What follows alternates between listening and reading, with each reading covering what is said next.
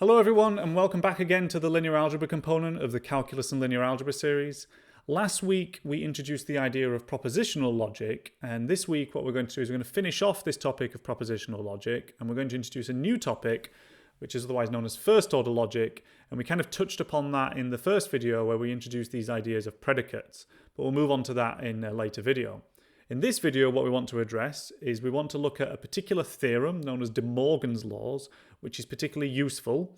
This is a way of kind of talking about the equivalence of two particular propositional variables. And recall that it's very useful to build this toolkit of two propositional variables that are actually equivalent, because this will be very useful when we're wanting to prove things.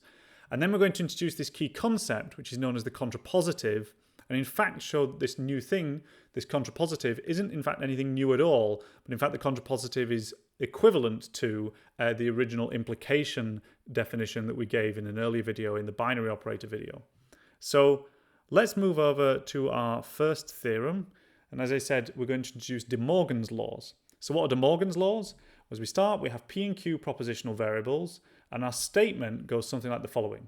We have not P and Q is equivalent to not P or not Q, right? And similarly, we have not P or Q is equivalent to not P and not Q.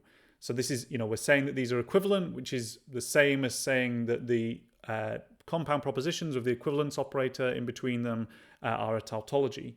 So how are we going to show that? Well, we want to write our truth table for all these things. So let's start our truth table. And as always, we write down kind of our atomic propositions consisting in these compound propositions, and that is just P and Q. We look at all the truth values and all the iterations. In order to show that they're equivalent, we simply need to show that the columns for not P and Q and the column for not P or not Q, that the truth values in those columns are identical, and similarly for the other compound proposition that we've given after. So how should we start? Well, one of the first pieces that we want to look at, let's look at not P. Well, as always, we're just going to look at the column containing the truth values for P. And for not P, we just negate all the truth values in there. So that is, we take true to false to false to true, and false again to true. We then want to fill out the not Q column.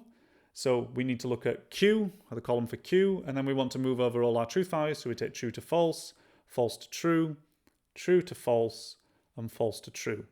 So what's the next thing that we're going to look at? Well, in our pieces above, we've got this P and Q, so let's write down our column for P and Q.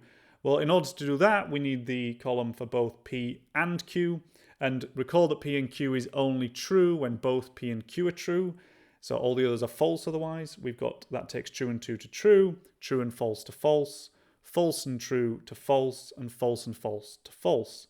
The next thing we want to look at is going to be P or Q.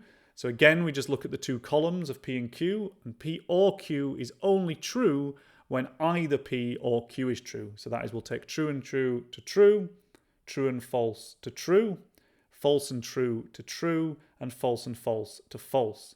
So what's the next piece we want to look at? Well, we want to negate P and Q. So in order to do that, we just need to look at the column for P and Q, take all the truth values in that column and negate them. So that is to say that we take true to false to true again, and false to true. So that is our column for not P and Q. But we want to compare that, looking at our compound propositions above, with not P or not Q. So we now want to start with our not P or not Q. Well, what do we need to fill out that one? Well, we need the columns not P and not Q. So we look at these two columns here. And in order to fill this thing out now, right, the OR operator, again, that is only true when either of the individual atomic propositions are true. So in this case, that takes false and false to false and true to true and false to true, and true to true. So let's look here now very quickly. Well, we've got the column for not P and Q, and we've also got the column for not P or not Q.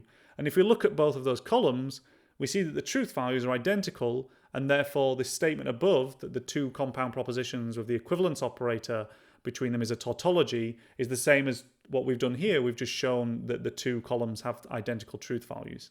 But we need to do our final two columns to prove our full theorem. We need to look at not P or Q. So in order to do that, we need to go to the P or Q column, and we need to negate all the values in there. That is, we take true to false, true to false, true to false, and false to true. And the final column that we want to look at is going to be not P and not Q. So once again, we need to look at the columns for not P and not Q. So we highlight those two columns here. And that is only going to go to true if both of those truth values in those columns are true, or in that row. So that's namely going to say take false and false to false, false and true to false, true and false to false, and true to true. So let's look at these again. If we look at our column for not P or Q, the truth values in there are identical to the truth values in not P and not Q. Therefore, our statement above that not P or Q equivalence operator not P and not Q, or sometimes we say if and only if, is a tautology. We've shown that because the truth values in those two columns are identical. So in other words, we put our square box, and that's our theorem complete. So we've shown that these two compound propositions that seem a bit confusing and a little bit different are in fact identical, or at least they're equivalent. So the next thing to introduce is this idea that I said of the contrapositive. So what do we mean when we say the contrapositive? Well, the contrapositive is of a compound proposition, which is an implication statement, and the contrapositive of an implication statement is the converse of that statement, but then we also negate all of the atomic propositions in there. So that is to say that we've got P implies Q, the contrapositive of that is not Q implies not P. So this might seem like something quite different, a bit like the converse that we introduced, where we just flip the arrow, but instead of just flipping it now, we're also negating all of the truth values as well. So just as a remark here, so unlike the converse of the implication statement, the contrapositive is in fact equivalent to the original implication statement. So we're saying here that P implies Q is equivalent to not Q implies not P. So let's see if we can prove that statement and go over to that theorem. So I've got my theorem here regarding the contrapositive, which says, let P and Q be propositional variables, then P implies Q with if and only if not Q implies not P is a tautology, which again is equivalent to saying that P implies Q is equivalent to not Q implies not P. How are we going to do that? We're going to evaluate all the truth values in the column for P implies Q, and also all the truth values in the column for not Q implies not P, show that those truth values are identical, and hence therefore that they're equivalent. So let's start our truth table again. Well, and again, our atomic propositions are P and Q, so we fill them all out, we've got all our truth values. What's the first thing that we want to do? Well, we want to look at not P. So as always, we look at the column for P, we flip all the truth values, true to true, true to false, false goes to true, and false again goes to true here. So we now look at not Q, so we want to look at the column for Q. So we flip all the truth values again, that takes true to false, false to true, true to false, and false to true. The next piece we want to look at is the implication piece, P implies Q. So we need to expand and look at both columns for P and Q. We know how to define that. In other words, that takes true and true to true, true and false to false, false and true to true, and false to true. And finally, what we need to do now is we want to look at the not Q implies not P column. So in order to do that, we need to look at the columns for not P and not Q. So that's these two columns here. So when is that? When we're going to have the truth values for that, that's going to take false and false to true. And now we're looking here, we've got not Q is true and not P is false. So we've got truth implies false, which we know to be false. So that takes false and true to false. We've now got not Q is false. And again, in the usual way, a falsehood can imply anything. We always take that to be true. So false, true maps to true. And true, true, we know maps to true. So once again, we look at our columns for P implies Q and our column for not Q implies not P. We see that the truth values are identical and hence therefore they're equivalent, which is proven our statement that we have above, our theorem. So let's see if we can see how this works with some particular examples. As always, end on some examples.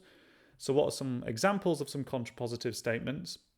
So let's start with a single kind of first an implication statement. So my first implication statement is if the Earth is a sphere, then it is round. How do I take the contrapositive of this thing? Well, I negate both of those statements and I take the converse.